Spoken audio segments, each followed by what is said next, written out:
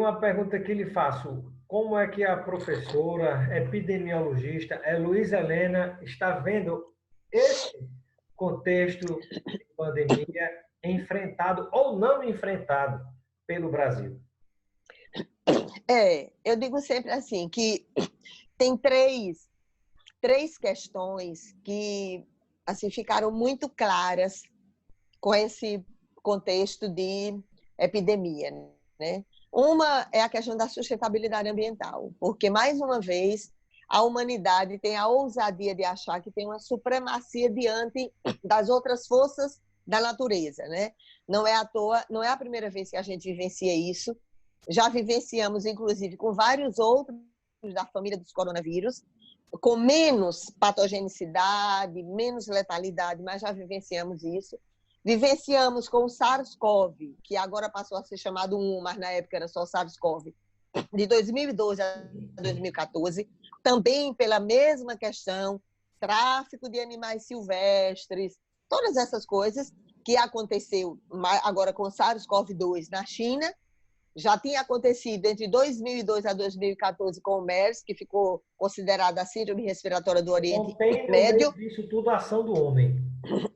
Totalmente. Não é só lá. Quando a gente fala nesse período na China, é por uma obrigação, por uma questão de transparência epidemiológica e de não usar os esconderijos da farsa da polarização política. Do mesmo jeito que no Brasil existe, porque não é à toa que a gente tem tantos casos de dengue, leishmaniose, febre amarela, também por essa ação irresponsável e predatória da humanidade em relação ao equilíbrio da natureza. Uma outra coisa que ficou também muito clara é a questão da sustentabilidade econômica. Você vê uma pequena, né, uma minúscula partícula da natureza, ao mesmo tempo primitiva e extremamente complexa, que é o SARS-CoV-2, ele conseguiu derrubar todos os super pilares da chamada economia neoliberal. Todos que diziam, do presidente, do vice, do ministro da Fazenda, que diziam que não, o mercado por si só resolve tudo, o Estado precisa se ausentar para não estar investindo tanto dinheiro no setor público, servidor é parasita, isso e aquilo outro. Então, ficou demonstrado claramente... Corre a mão invisível do mercado, é o Deus do Estado.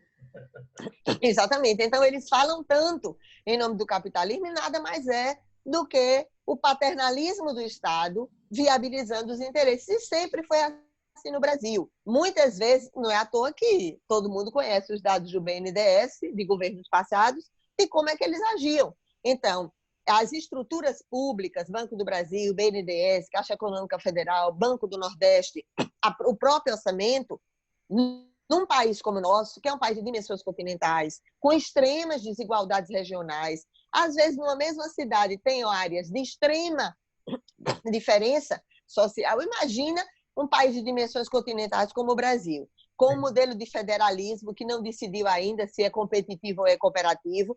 Então, o governo federal tem mesmo que investir. Às vezes, quando o presidente da República, que ele gosta, né, dessa malandragem, fica verbalizando de forma irresponsável e fria, quando ele, o ministro e o vice dele ficavam falando sobre isso, agora ficou absolutamente demonstrado coisas, Robson, que quando, há 20 anos atrás, na Comissão de Assuntos Econômicos do Senado, a gente discutia que apresentava alternativas, que houvesse um alongamento da dívida pública, a redução do comprometimento da receita líquida real mensal e carimbar o recurso para saúde, educação e segurança pública, as pessoas diziam que isso era um absurdo. E agora, como você disse, o próprio governo fez isso, suspendeu as dívidas, o pagamento das dívidas de estados e alguns municípios, especialmente as capitais, no caso do Nordeste, viabilizou isso, negociou com os municípios para não pagar os percentuais, as cotas mensais da renegociação de dívidas com a Previdência. Então, por que é que isso não pode ser feito? Carimbando recurso, claro, monitorando, fiscalizando, controlando para a moçada não roubar. Por que é que isso não pode ser feito em outros momentos? Nós temos casos gravíssimos. Nós temos casos gravíssimos no Brasil de dengue, tuberculose, hanseníase, AIDS, leishmaniose.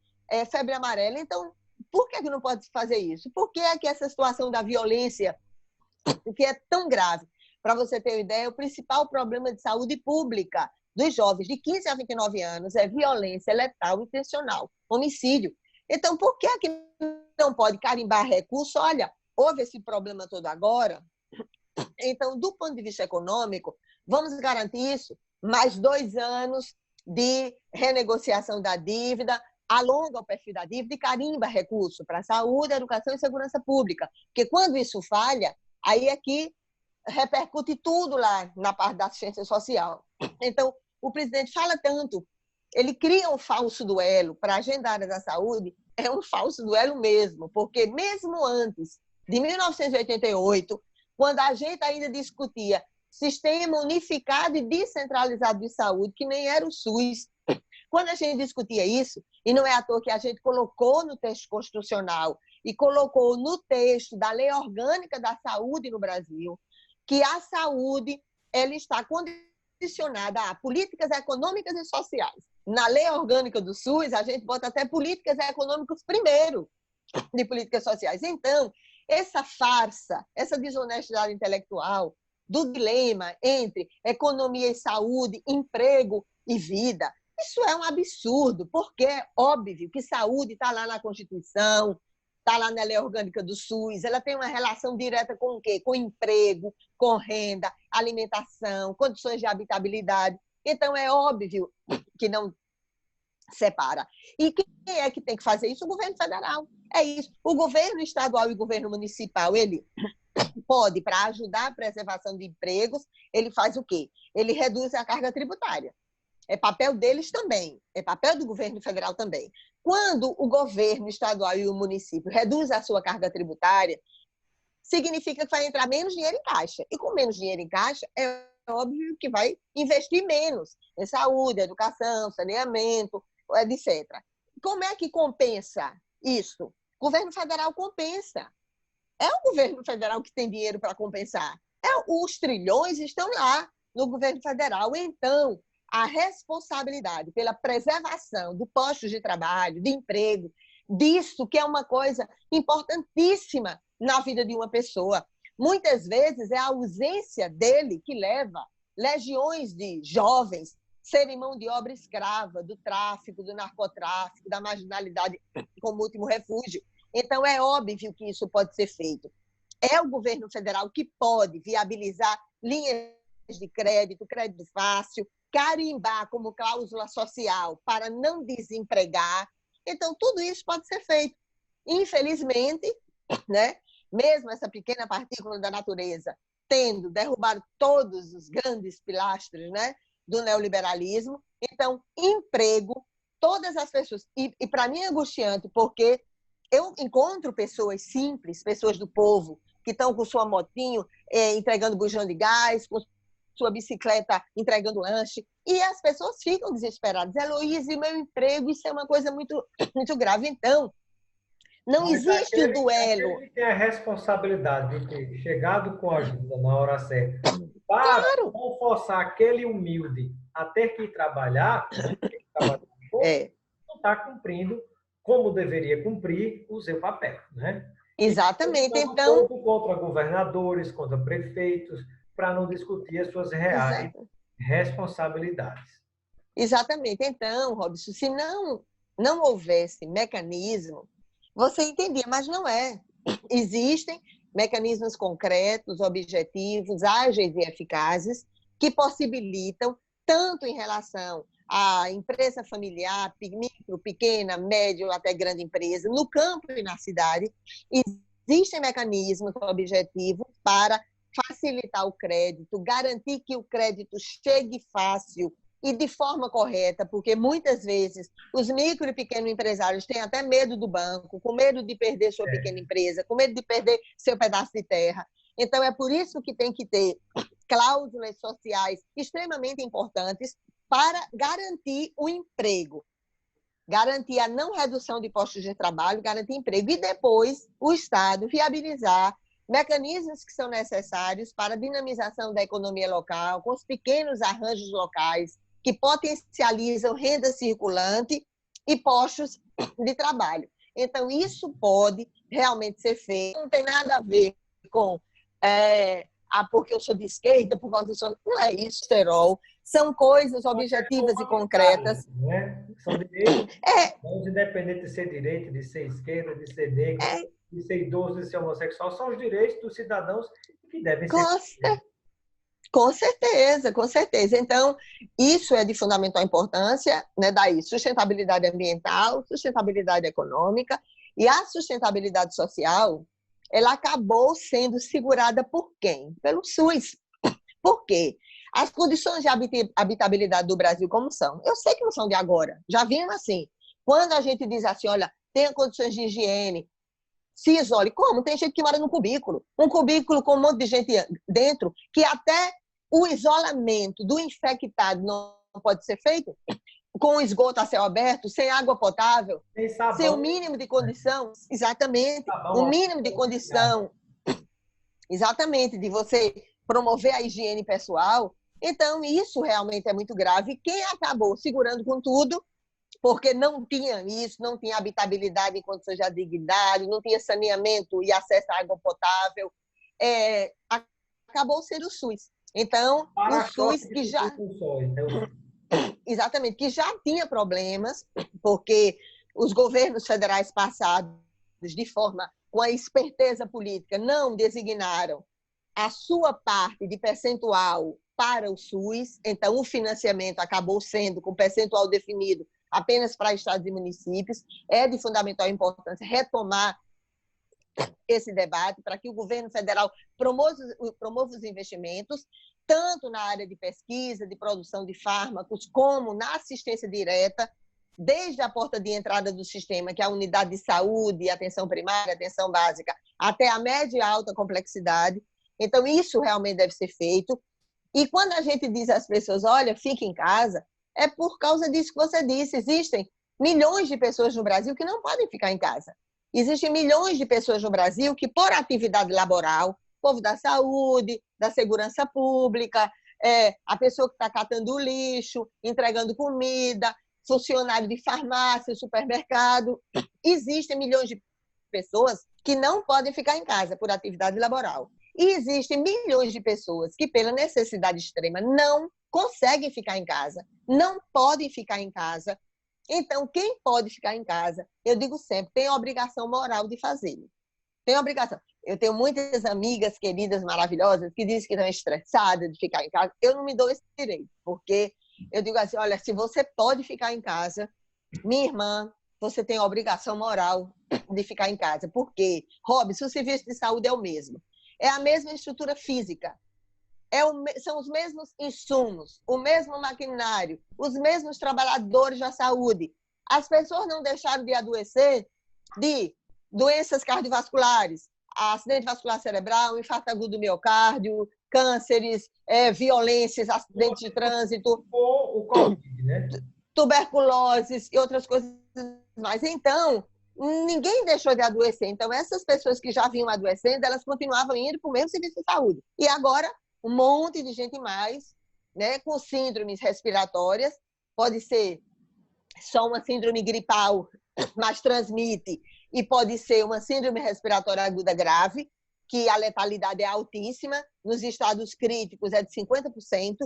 Então, foi o SUS que acabou segurando tudo, o dinheiro do SUS. Porque mesmo quando houve a contratualização da rede privada, conveniada, filantrópica ou contratualizada, que é como a gente chama na saúde, está sendo pago com dinheiro de quê? Do SUS, o dinheiro público, o dinheiro do povo. O público então, resolvendo a vida do privado. Exatamente, mas e para resolver a vida de quem demanda para lá. O tão criticado público, né, acaba desnudando o tão defendido por alguns Estado mínimo, mas é o Estado mãe que acaba resolvendo o problema de todo mundo. Né? Exatamente. Então, a economia, do Deus mercado de todo mundo. Como você tinha dito, estava falando sobre a questão nacional. Né? Infelizmente, a gente não teve um governo federal capaz de fazer a organização do Brasil para enfrentar a epidemia, porque no Brasil é epidemia no contexto de pandemia. Né? Infelizmente, não teve a coordenação. A prova que o SUS é realmente raízes poderosas no Brasil é que, mesmo com troca-troca de ministro, tudo continuou funcionando. Por quê? Porque existem trabalhadores da saúde nos municípios, nos estados, no Ministério da Saúde, nos hospitais universitários, nas universidades, todo mundo ficou lá, quem estava na ponta do sistema continuou ficando, estabelecendo os protocolos de fármacos, porque não existe nenhuma descoberta de fármaco novo específico para enfrentar a Covid-19, mas muitos outros fármacos que são utilizados para o tratamento dos sintomas e para reduzir os óbitos foram sendo feitos. Se dividiu as fases, né, da doença, várias fases da Covid-19, os protocolos de fármacos para cada uma das fases, os protocolos terapêuticos, né, seja na casa, seja no ambiente hospitalar, seja na UTI. Como o Brasil não fez, não estou dizendo, porque seria demagogia dizer que o Brasil conseguiria testar 211 milhões de pessoas, não estou dizendo isso. Mas com os dados que o Brasil tem, Robson, o Brasil tem muito dado. IBGE, Programa Nacional de Amostragem Domiciliar, todas as unidades de saúde, sabe quais são os pacientes que têm comorbidades, que potencializam estados críticos na Covid-19. Então, quando você diz que tem 38% da população que está não só nessa faixa, não só pela faixa etária, mas tem hipertensão arterial sistêmica, diabetes, problemas outros respiratórios pulmonares. Então, tudo isso, se quisesse, né, se tivesse a vontade nacional de viabilizar isso, sem dúvida poderia ter feito mecanismos mais específicos de rastrear e isolar. Ou seja, onde você tivesse... Uma ação conjunta, né, com exatamente, governadores, presidente de Câmara, Senado, Supremo, né, chamar todos. Primeira medida, os testes em massa, que até hoje não chegou. E até os inquéritos. No problema das queimadas da Amazônia, do derramamento de petróleo nas praias do Nordeste, chega muito também sem respostas nesse caso do Covid-19, né? E ainda tem uma coisa, em relação à Covid-19, ainda tem um detalhe, que eu até cobrei muito disso, você lembrou uma coisa importante, o derramamento de óleo, e eu fiquei cobrando para que se montassem protocolos de acompanhamento para essas pessoas que tiveram contato direto com esses óleos, que se montasse uma estrutura de acompanhamento, porque muitas pessoas tiveram dificuldades respiratórias, problemas graves, montar um monitoramento dessas pessoas. E do mesmo jeito, Robson, que pós-infecção viral, o vírus tem preferência pelo sistema nervoso central. Isso não é novidade, porque desde 1890, depois de 1926, 3 cientistas parisienses, Guillain-Barré e Lautrec, não é à toa que Guillain-Barré é chamada síndrome Guillain-Barré, que dá problemas gravíssimos de mobilidade, então, problemas neurológicos gravíssimos, e é de fundamental importância monitorar as pessoas que tiveram, ou mesmo que elas não tenham buscado o serviço de saúde para testar. Mesmo que tenham sido recuperadas, né? Exatamente. Ninguém sabe o que é que vai acontecer depois, né? O mundo todo criticou muito quando, no início, se relacionava a infecção de Zika com a microcefalia e depois com a concretude, né, da situação física e angustiante da criança e de suas mães. Isso foi, então, é de fundamental importância estabelecer esses mecanismos de monitoramento, fiscalização e controle.